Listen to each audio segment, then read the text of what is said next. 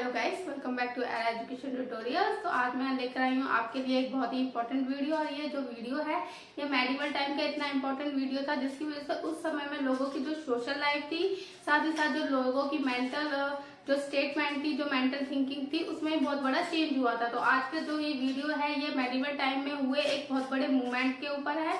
और वो मूवमेंट कौन सा था? भक्ति मूवमेंट। तो आज हम बात करेंगे पूरी ओवरऑल भक्ति आंदोलन के ऊपर में। और आज का जो ये वीडियो है मैं ब्रीफ में लेके आई हूँ, हर एक पॉइंट पे बहुत ही डीपली एक्सप्लेन करूंगी। तो वीडियो को पूरा एंड तक देखना, साथ ही साथ आपको बहुत सारे न्यू पॉइंट्स भी इस पूरे वीडियो के दौरान मिलेंगे। ठीक है स्टूडेंट्स, तो भक्ति आंदोलन, तो भाई अब भक्ति आंदोलन मेडिवल टाइम का बहुत बड़ा मूवमेंट था। तो आप एक बात सोचिए कि ऐसा क्या बात हुई होगी कि उस समय में जो इस आंदोलन को लाया गया होगा। तो देखिए, कोई भी किसी भी बात के होने का या राइज होने का कोई ना कोई रीजन होता है, साथ ही साथ किसी उसके एंड होने का भी कोई ना कोई रीजन होता है। ये बात तो हम सब लोग ही जानते हैं। तो भक्ति मूवमेंट के भी उस समय भारत मेडिवल टाइम में आने का बहुत बड़ा रीजन था। जैसे कि हम सब लोग जानते हैं, जो हमारा भारत देश है वह वेदों का देश रहा है। तो जब वैदिक काल था भारत में, तब तक तो सब ठीक था। भारत में किसी भी प्रकार की कोई कुप्रथाएं और भेदभाव, जाति वाति का कोई चक्कर नहीं था। लोग बड़े ही प्रेम से रहते थे और खुशहाल जीवन बिताते थे। उसके बाद कौन सा समय आता है? उत्तर वैदिक काल। तो उत्तर वैदिक काल के आने तक क्या होता है, जो उस समय में जो शासन है वो राजाओं द्वारा किया जाता है। और राजा उस समय में क्या करवाने लगे?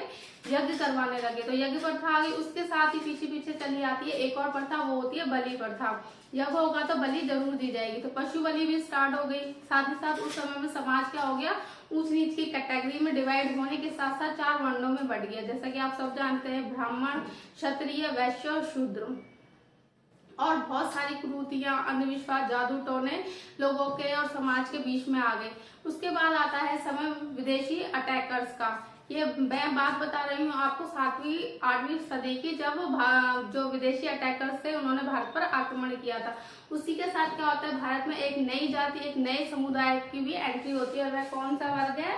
वह मुस्लिम वर्ग। इसी के साथ क्या आ जाता है, भारत में एक मुस्लिम जाति आ जाती है। और पहले से हमारे हिंदू जाति तो होती है, क्योंकि हमारा जो भारत देश है वह हिंदुओं का देश है। अब मुस्लिम भारत में आ गए। उसके बाद जो शासन आता है किन लोगों का आता है? दिल्ली सुल्तानों का। तो दिल्ली सुल्तानों द्वारा भी भारत में बहुत समय तक शासन किया जाता है। और उसके बाद आता है मुगल्स का शासन। तो अब जब ये दो जो ये वर्ग थे ये भारत में थे, तो इनका क्या हुआ? आपस में बहुत सारी चीजें एक्सचेंज में, संस्कृति का आदान प्रदान हुआ, वेशभूषा का, रीति रिवाजों का, कल्चर का। तो ऐसे करके क्या हुआ, तो जो समाज था वो बहुत ही जटिल होता गया। और जटिल होने के साथ साथ क्या हुआ, जो बहुत सारी कुप्रथाएं थी वो भी आपस में एक्सचेंज हो गई। और जो ये दोनों धर्म के लोग थे जो समाज के लोग थे, वे बहुत ही बुरी तरह से परेशान हो गए। और भारत में अनेक कुप्रथाएं, जैसे जाति प्रथा, सती प्रथा, बलि प्रथा, विधवा विवाह, बाल विवाह, पर्दा प्रथा, जौहर प्रथा और जादू टोने टोट के और अलग अलग अपने ईश्वर को मतलब पूजा पाठ करना। तो इस तरीके से जो समाज था वो बहुत ही जटिल हो गया। और इसमें सबसे ज्यादा शोषण किसका हो रहा था? सबसे ज्यादा शोषण हो रहा था शूद्र वर्ग का और सामान्य वर्ग का। क्योंकि जो अमीर लोग थे, जो ऊंचे लेवल के लोग थे, जैसे राजा लोग, बादशाह लोग और ब्राह्मण लोग, उनके पास तो जीवन के सारे सोर्स थे। तो सबसे ज्यादा शोषण हो रहा था नीचे वर्ग के व्यक्तियों का। तो वो क्या करते हैं, उस समय में बहुत ही दुखी हो जाते हैं इन सारी कुप्रथाओं के कारण से, और अपने लिए ढूंढने लगते हैं एक मध्यम मार्ग। तो मध्यम मार्ग के तौर पर उस समय भारत में आता है भक्ति आंदोलन। और ये लाया जाता है उस समय के समाज सुधारकों द्वारा। और साथ ही साथ भक्ति आंदोलन के साथ ही भारत में दूसरा मूवमेंट भी स्टार्ट होता है। वह कौन सा था? हमारा सूफी मूवमेंट। तो ये 2 मूवमेंट हैं जो उस मेडिवल टाइम में स्टार्ट हुए थे। और इसको सिंपली आप जान लो कि जो भक्ति मूवमेंट है वो हिंदुओं को जो सामाजिक कुरीतियां थी उनसे बचाव के लिए स्टार्ट किया गया था। और सूफी मूवमेंट था वह संतों द्वारा स्टार्ट किया गया था मुस्लिम वर्गों को शिक्षित करने के लिए, जिससे कि वह सरल, एक ही ईश्वर में विश्वास, सरल सादा जीवन और अच्छे से जो ये अपना जीवन बिता सके और जो सारी कुरीतियां हैं उनको समाज से दूर कर सके। तो ये तो था पूरा इंट्रोडक्शन की भक्ति और सूफी मूवमेंट भारत में क्यों आया था। तो आई होप आपको अब ये कॉन्सेप्ट बिल्कुल क्लियर हो गया होगा। तो चलिए देखते हैं भक्ति का अर्थ। तो भक्ति का अर्थ होता है सेवा और यानी सच्चे मन से ईश्वर की भक्ति करना या ईश्वर को याद करना क्या कहलाता है? भक्ति कहलाता है। और जो ये भक्ति, जो ये शब्द है, ये किससे बना है? तो जो ये भक्ति शब्द है, वर्ड है, ये भज धातु से बना है। अब बात करते हैं मार्ग। तो हिंदू धर्म में मोक्ष प्राप्ति के 3 मार्गों का वर्णन किया गया है। मोक्ष प्राप्ति यानी जीवन मरण के बंधन से मुक्ति पाने के लिए इन 3 मार्गों का बात की गई है, जो कि है path of knowledge, path of Karma और पाथ ऑफ भक्ति। अब बात करते हैं प्रसार की, कि भक्ति आंदोलन का प्रसार कैसे हुआ था। तो जो भक्ति आंदोलन के प्रसार की बात करें तो जो भक्ति आंदोलन था सबसे पहले दक्षिण भारत में आया था और उसके बाद यह उत्तर भारत में फैला था। दक्षिण भारत में ही है तमिलनाडु से केरल, केरल से कर्नाटक और कर्नाटक से होते हुए महाराष्ट्र तक फैला था। ठीक है स्टूडेंट्स, और वहां से होते हुए ये उत्तर भारत में फैला और उत्तर भारत में जाकर भक्ति जो आंदोलन था इसका प्रसार वहां पे सबसे ज्यादा हुआ। जो सबसे ज्यादा जो गति मिली थी भक्ति आंदोलन को, वह उसको उत्तर भारत में ही प्राप्त हुई थी। और उत्तर भारत में जो भक्ति आंदोलन को लाने का श्रेय जाता है रामानंद जी को, जो हमारे धर्म प्रवर्तक या जो अभी हम आगे पढ़ेंगे उनको रामानंद जी को जाता है। उत्तर तो अगर क्वेश्चन आए कि उत्तर भारत में जो भक्ति आंदोलन को कौन लेकर आए थे, तो वह लेकर आए थे रामानंद। साथ ही साथ मैं यहाँ पे आपको एक और बात बताऊंगी जो कि बहुत इंपॉर्टेंट है और मेरी हमेशा कोशिश रहती है कि मैं अपने स्टूडेंट्स को कुछ नई बातें बताऊं जो कि उन्हें और कहीं से नहीं मिलती हैं, और पूरा जो लेक्चर है बहुत ही डिटेल में और अच्छी प्रकार से बताऊं। तो इसी बात पर अभी आप एक लाइक कर दीजिए। और जो ये भक्ति मूवमेंट है इसको हम एकांतिक धर्म के नाम से भी जानते हैं। और इस बारे में ध्यान, क्योंकि इस नाम के बारे में बहुत ही कम लोगों को या टीचर्स को पता है। तो भक्ति आंदोलन को और किस नाम से जानते हैं? एकांतिक धर्म के नाम से भी जानते हैं। तो चलिए अब बात कर लेते हैं भक्ति आंदोलन के प्रचारकों के बारे में। तो मैंने यहाँ पे दोनों की लिस्ट बना के आपको सामने रख दी, जिससे कि आप आसानी से इन लोगों के बारे में समझ सके और जान सके कि दक्षिण भारत में किन किन ने प्रचार किया था भक्ति मूवमेंट का और उत्तर भारत में किस किस ने प्रचार किया था। ठीक है, तो दक्षिण भारत में जो हमारे प्रचारक हैं वो हमारे 4 एक्सपोनेंट्स हैं, राम अनुजाचार्य, नामदेव, निम्बार्क और शंकराचार्य। और जो उत्तर भारत के प्रचारक हैं वे हैं रामानंद, कबीर, मीरा, जयदेव, गुरु नानक और चैतन्य महाप्रभु। इनके द्वारा जो भक्ति आंदोलन का प्रसार किया गया था वह शिक्षाएं दी गई थी। अब आते हैं फिर से एक और सरप्राइज की ओर, और इसमें मैं आपके लिए आज लेकर आई हूँ ट्रिक। तो ट्रिक के द्वारा क्या करेंगे आप, इन जो नाम है इनको और आसानी से याद कर लेंगे। तो आज की ट्रिक है इन नामों को याद करने के लिए। चलिए तो जान लेते हैं। रामानुज के लिए राम देव, तो रामदेव तो बहुत फेमस नाम है ना, रामदेव को कौन नहीं जानता। और यहाँ से निम्बार के लिए हम नींबू और शंकराचार्य के लिए शक्कर।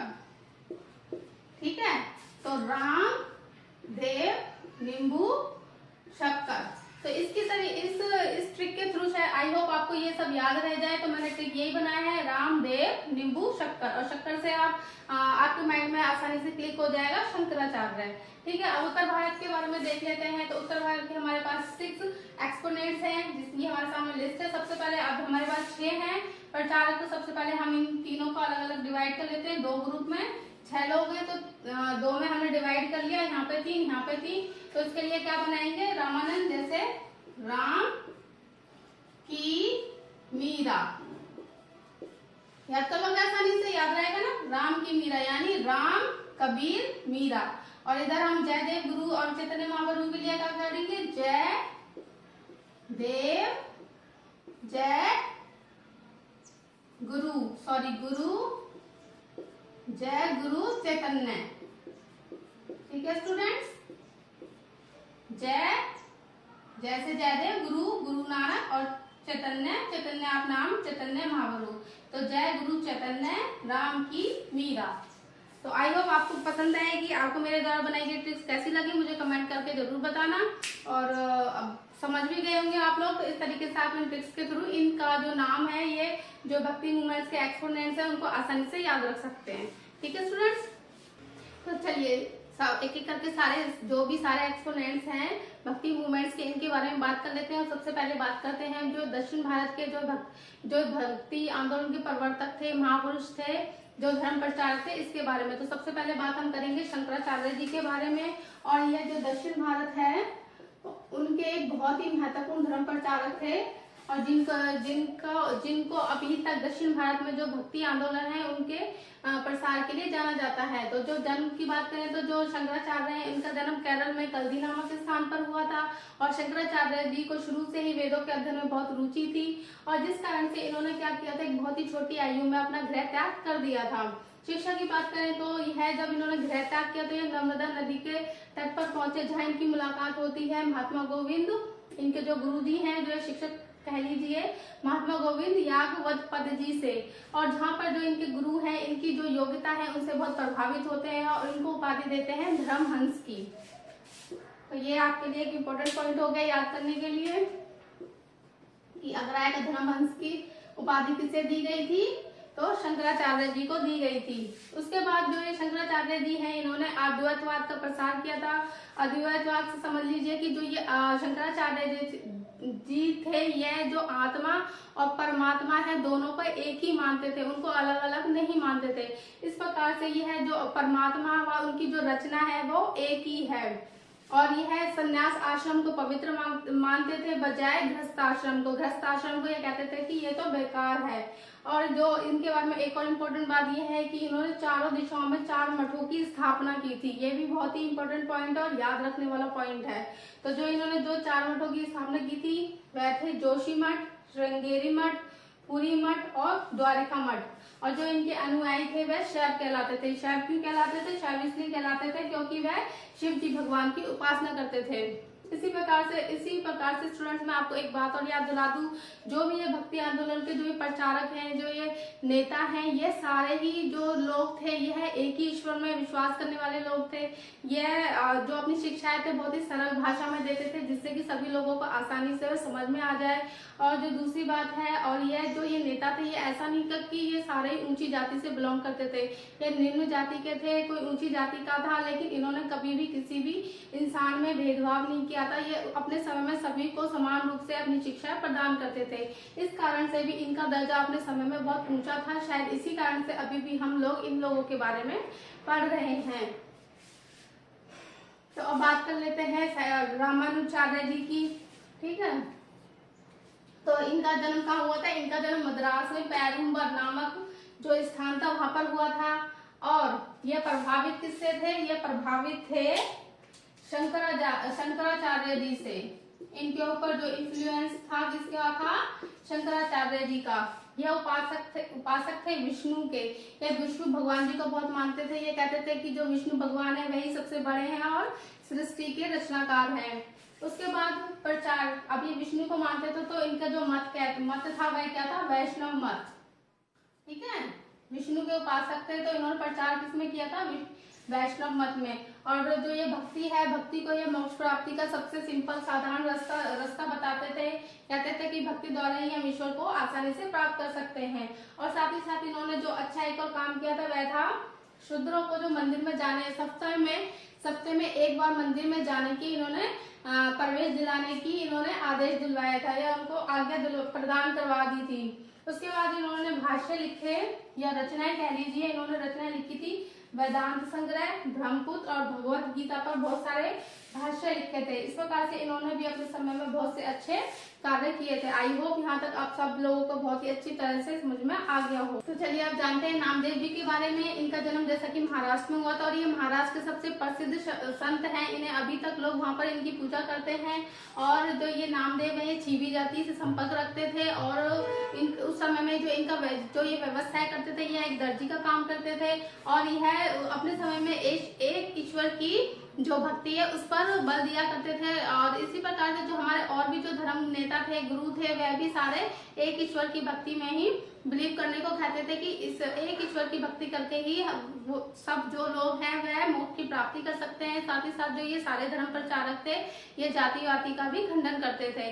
और जैसे कि ये नामदेव है, इनके भी जो शिष्य थे, अनुयायी थे, वे हर एक जाति से संपर्क रखते थे। और यह जो खंडन करते थे, ये तीर्थ यात्रा, बलि का, मूर्ति पूजा, व्रत संस्कार, इन सब का भी यह विरोध करते थे। और जो हमारे नामदेव जो संत हैं, इन्होंने देश के कोने कोने में भ्रमण किया था, जिस वजह से जो इनके भजनों की रचना है वह मराठी, हिंदी व पंजाबी ये गुरदासपुर जिले में भी रहे थे, जिस वजह से इनको पंजाबी भी आ गई थी। और इन्होंने अपनी जो रचना है, जो भजन है, वह पंजाबी में लिखे। हिंदी तो जैसे कि ये महाराष्ट्र में पैदा हुआ, जो तो मराठी तो जानते ही थे, और साथ ही साथ ये हिंदी के भी जानकार थे। इस प्रकार से जो हमारे नामदेव है उस समय के बहुत ही प्रसिद्ध धर्म प्रचारक थे। अब बात कर लेते हैं निम्बार्क जी की।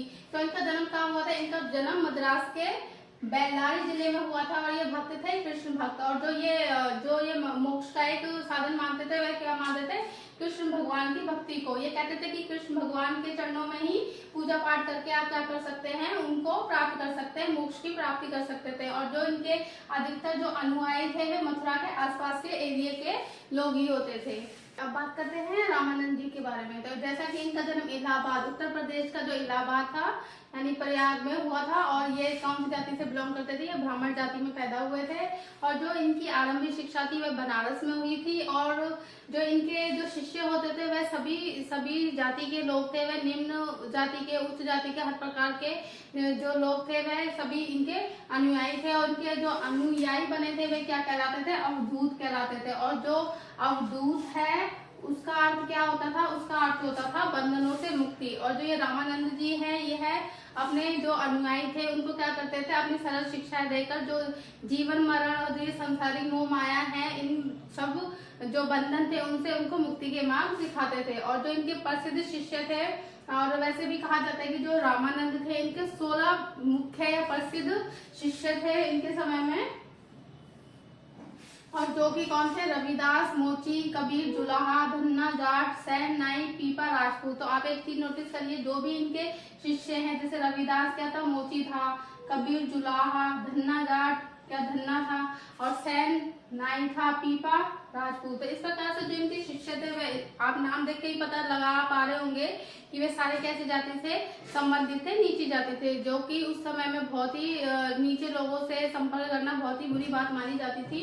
और इन्होंने अपने समय में जो स्त्री शिक्षा थी उस पर बल दिया था, और स्त्रियों को पुरुषों के बराबर स्थान दिलाने की बात पर भी जोर दी थी। साथ ही साथ उन्होंने अपनी शिक्षा का प्रसार जो है वह सिंपल संस्कृति में ना देकर सरल भाषा में, क्षेत्रीय भाषा में देने का प्रयास किया था।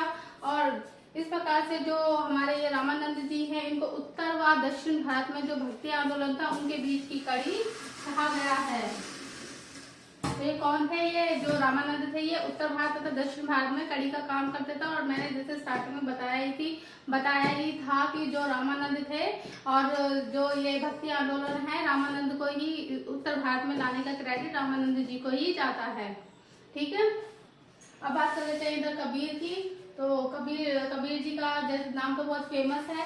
साथ ही साथ यहाँ पर मैं एक और आपको सरप्राइज रिवील कर रही हूँ कि जो कबीर जो हमारे धर्म भक्ति मूवमेंट के जो धर्म प्रचारक है, इनके ऊपर मैंने अलग से एक वीडियो डिटेल में बनाया हुआ है, जो कि चैनल की प्लेलिस्ट पर है। आप वहां जाकर भी कबीर के बारे में फुल डिटेल्ड वीडियो देख सकते हैं। तो बात कर ले तो जन्म को लेकर, इनके जन्म को लेकर बहुत सारे मतभेद हैं। कोई भी इनके जन्म के लेकर कोई भी एक मत में अपनी बात नहीं रखता है, क्योंकि इनके जो जन्म है वह अभी तक इस बात का रहस्य है कि कहाँ हुआ था, कब हुआ था, किस सन में हुआ था, किसके घर में हुआ था। और साथ ही साथ जो इनकी जाति है उसको लेकर भी लोगों में अभी तक ये बात की अभी तक कोई क्लियरिटी नहीं है कि ये हिंदू थे या मुसलमान। लोगों के अपने मत के अनुसार इनको कोई हिंदू बताता था, कोई मुसलमान। तो लालन पालन जो हुआ था वो नीरू जुलाहा के घर में हुआ था। जो ये नीरू जुलाहा था ये एक मुसलमान था, इसका जो बहुत से लोग इन्हें मुसलमान कहते हैं। और जो ये नीरू थे ये क्या काम करते थे? जुलाहे का, तो इसलिए इनके पीछे भी कबीर जुलाहा लगा था।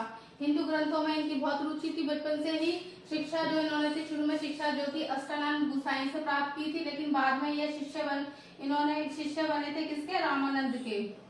ठीक है, तो ये पॉइंट आप नोट कर लेना, है बहुत ही इंपॉर्टेंट पॉइंट है। जैसे कि इसमें यहाँ पर भी मैं आपको बता देती हूँ कि जो रामानंद के शिष्यों में किसका नाम आता है, कबीर का, और जो बाद में ये शिष्य बन गए थे किसके बने थे, रामानंद के।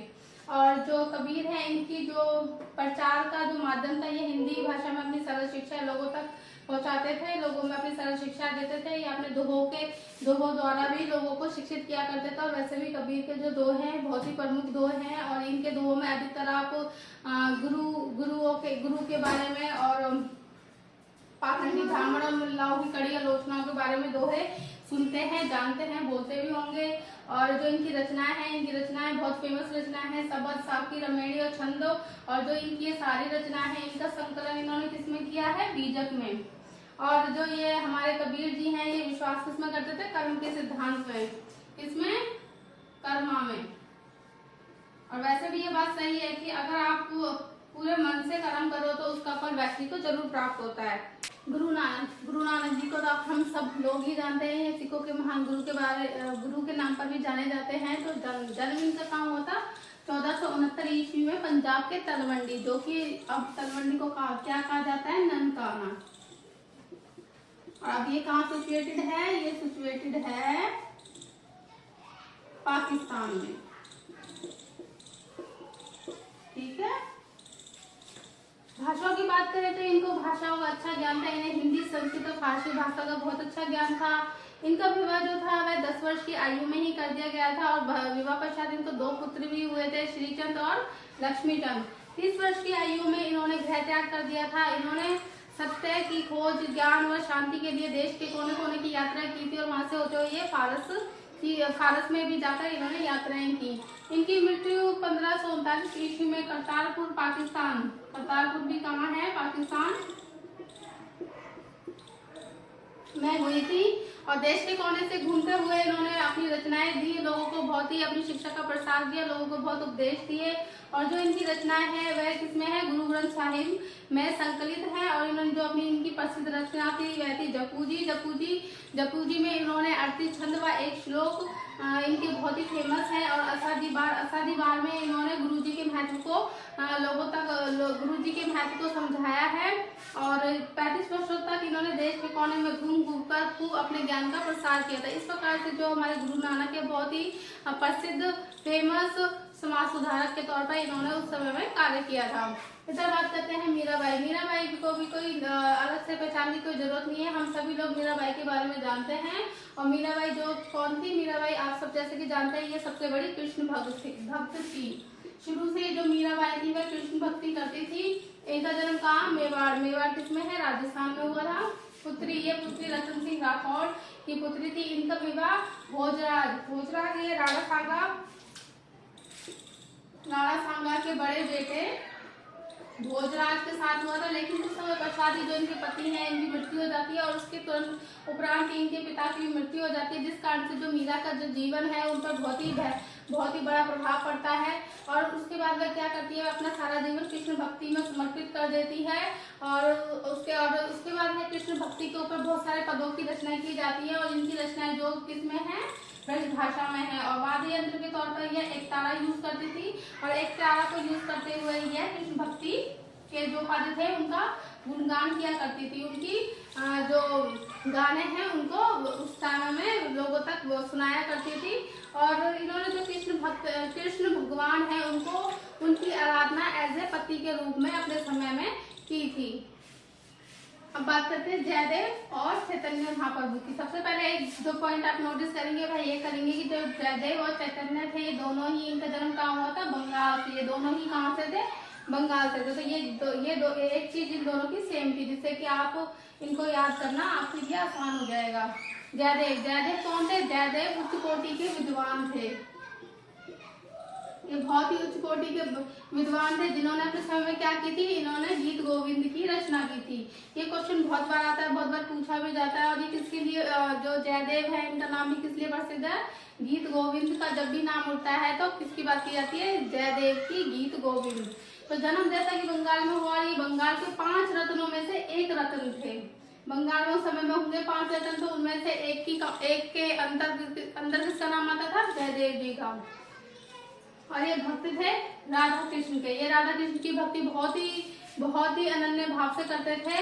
और इन्होंने जो मोक्ष प्राप्ति का जो साधन बताया था, इन्होंने उसके लिए भी एक ही मार्ग बताया था कि आप कृष्ण भक्ति व राधा की भक्ति करके जल्द से जल्द अपनी मोक्ष की प्राप्ति, मोक्ष का जो रास्ता है उसको प्राप्त कर सकते हैं। अब बात करते हैं चैतन्य महाप्रभु की। तो जैसा मैंने बताया कि इनका जन्म क्या हुआ, बंगाल में हुआ था। इन्होंने शिक्षा प्राप्त की थी पंडित गंगादास से, और इनको बचपन से ही संस्कृत साहित्य, व्याकरण, तर्कशास्त्र की शिक्षा दी गई थी। यह संस्थापक थे वैष्णव धर्म के। इनका जो विश्वास था, इनका भी कृष्ण भक्ति में बहुत विश्वास था, जिस कारण से आगे चल के इन्होंने कौन सी प्रथा प्रचलित की, कीर्तन प्रथा, जो कि अभी आज के समय में भी हम लोग, आपने भी सुना होगा कीर्तन हो रहा है उसके घर में, तो अभी तक जो कि हम लोग कीर्तन करवाते हैं। तो यह एक बहुत ही एक नोटिस करने वाला पॉइंट है कि जो कीर्तन प्रथा थी किसने प्रचलित की, चैतन्य महाप्रभु ने। और जो इनके अनुयायी थे वो कौन से वर्ग के थे, निम्न वर्ग के। अधिकतर वे अनुयायी, निम्न वर्ग के लोग इनके जो होते थे अधिकतर अनुयायी होते थे।